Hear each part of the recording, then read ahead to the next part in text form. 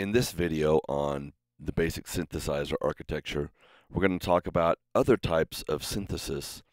We've spent 5, 6, 7 videos just discussing one type of synthesis, which is subtractive synthesis, where we start with rich waveforms and we use filters, a variety of filters, low pass, high pass, band pass, and notch filters to remove some of the frequencies and alter or change the sounds. We also talked about modulating certain parameters or parts of the synthesizer with LFOs, and we talked about adding envelopes, the most common of which is an attack, decay, sustain, release, or ADSR envelope. In this video, we're just going to discuss real briefly a few other types of synthesis other than subtractive. I'm sure that you realize by now that there are many forms of synthesis, and they all treat the art of synthesis in a different way. They use different parameters and values and techniques to craft or create a sound. We've spent some time discussing subtractive synthesis. Subtractive synthesis is probably the most popular form of analog synthesis. There are other forms of analog synthesis, though, as well. One of the others that is very popular is called additive. Now, you remember subtractive synthesis, we started with waveforms that are created by an oscillator, and then we used filters to filter the sound and craft it and change it, and then we also used envelopes. Additive synthesis is a little different. It adds multiple oscillators or multiple waveforms together to create a sound. Now, it also could use elements of subtractive, so you could have a synthesizer that had some additive elements, added multiple waveforms together, but also used filters and envelopes. The more you get into synthesis, the more you'll find that new synthesizers that are developed, and most all of them are virtual synthesizers, they're not hardware-based anymore, they're all inside of our computer, like the ones I've been showing you on prior videos. Nearly all of those use a variety of different synthesis techniques, including subtractive, as tools to create their sound. I mentioned that additive synthesis is a way of adding multiple waveforms together. So let's look at an example of that. Though this isn't really a synthesizer, I have a B3 organ here. It kind of represents a form of analog synthesis, additive analog synthesis. So as I add additional oscillators or frequencies, I'm adding to the sound.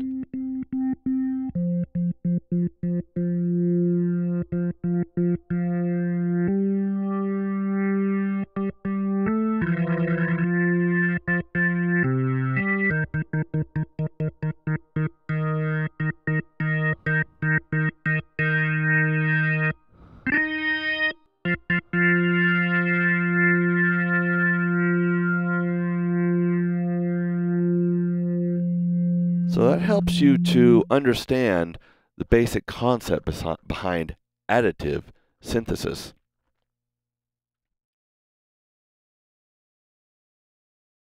One of the advancements in synthesis was the first digital synthesizers, all digital synthesizers. The one digital synth that became the most famous and notorious for its sound was created in the 1980s by a company called Yamaha, and it was the Yamaha DX7. It was really the first largely successful digital synthesizer. One thing about all digital synthesis is that it does have a lot of characteristics to its counterpart, digital recording. Remember back in our discussion in Module 3 about analog and digital recording, we talked about the characteristics of analog and the characteristics of digital. We mentioned that analog recording was a little warmer because of the distortion. smoother, that kind of thing, fatter sounding. Well, that's really true of analog synthesis as well. We also mentioned that digital recording was real clean, real crisp, clear. You might say cutting. Some people even thought that digital sounded harsh. So these are the characteristics of digital, and these are the characteristics of analog. Well, the same kind of holds true for digital synthesis. So the DX7, though I don't have one, I have a digital representation or virtual instrument version of one that I can play for you. So as soon as I play this, you'll immediately recognize the sound of the instrument as well as the cleanness. So, you know, you're familiar with these kind of sounds.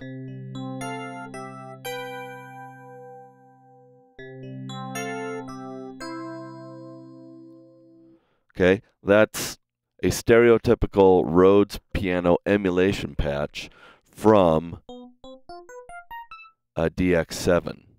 In this case, a virtual emulation of a DX7. So any of the sounds that you get out of these synths tend to sound pretty clean, clear,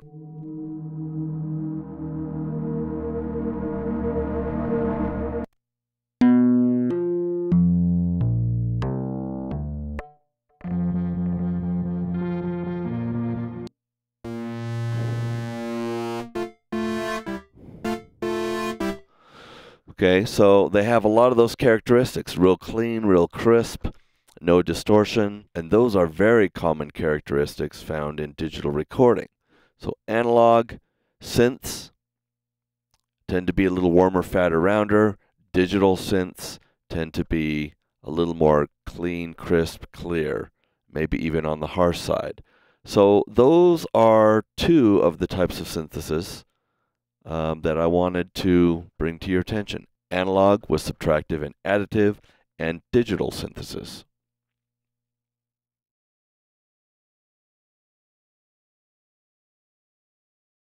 One of the most widely used forms of synthesis today is called sample-based synthesis. And it's different from some of the other forms of synthesis that we have discussed and will discuss because it actually uses samples of real recordings as part of its sound generating engine. Instead of having an oscillator that creates a waveform, instead of that oscillator, it uses an actual sample of a real recording. So you can imagine that this type of synthesis process can give you really accurate replications of real instruments or real players, and it does. If we wanted to sample or create a virtual instrument version of a piano sound, how might we do that? How would we go about using real samples of the piano to help us create a realistic piano sound? Well, the first thing we might want to do is start with a reasonable amount of velocities. So we'd go over to the piano, we'd strike the key real softly and hold it down for as long as it's sustained. And that would give us our first velocity. And then we might go and hit the piano a second time and get a second velocity that was just a slightly louder. And we would continue this until we got sufficient velocities that we felt would replicate or represent the sound of our piano. Now, in the early days of sampling, as you can imagine, this type of sample-based synthesis required a lot of memory, a lot of RAM, and a lot of hard drive space.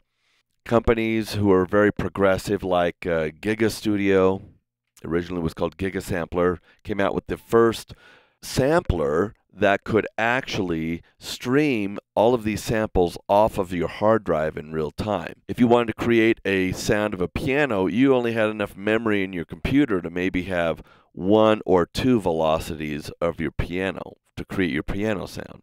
And that's really not sufficient velocities to make a realistic sounding piano.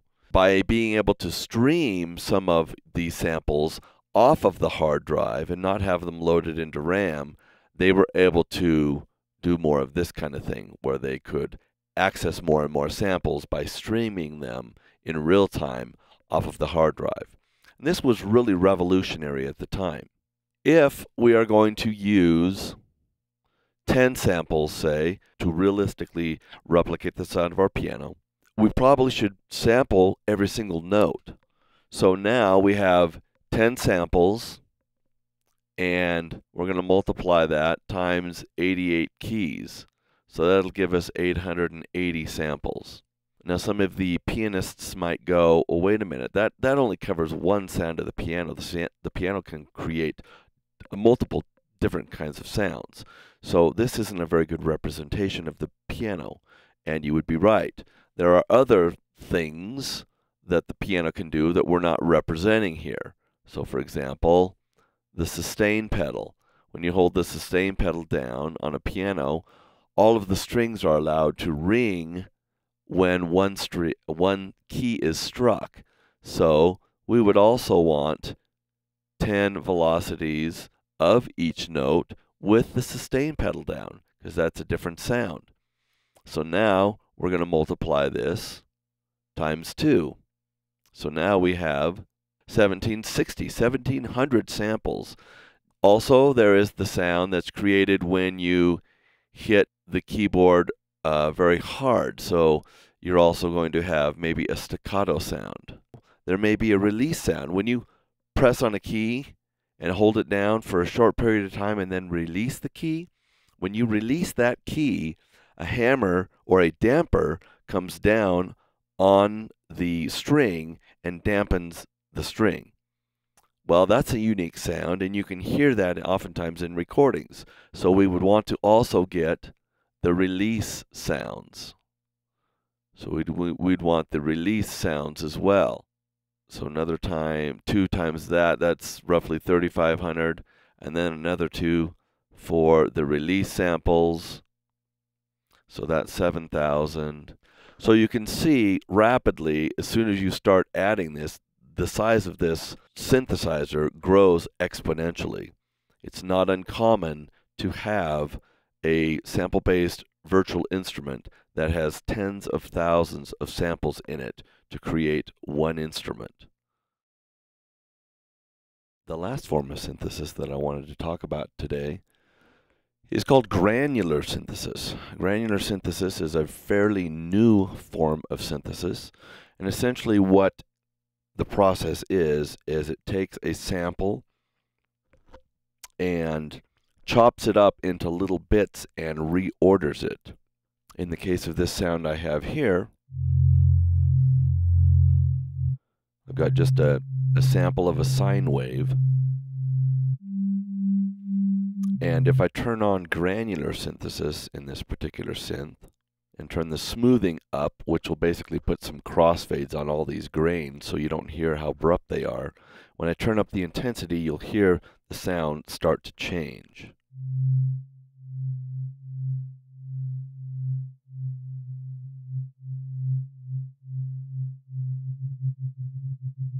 Now if I get rid of the smoothing or the crossfades, it becomes much more apparent what's happening.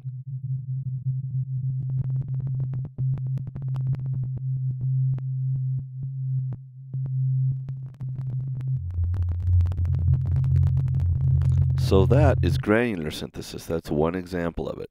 The ability to chop up a sample of a recording into thousands, if not tens of thousands, of little bits and reorder and alter some of their individual data. Thanks for watching all these tutorials. I know this has been a long section, but it's actually a lot of fun to learn about this material.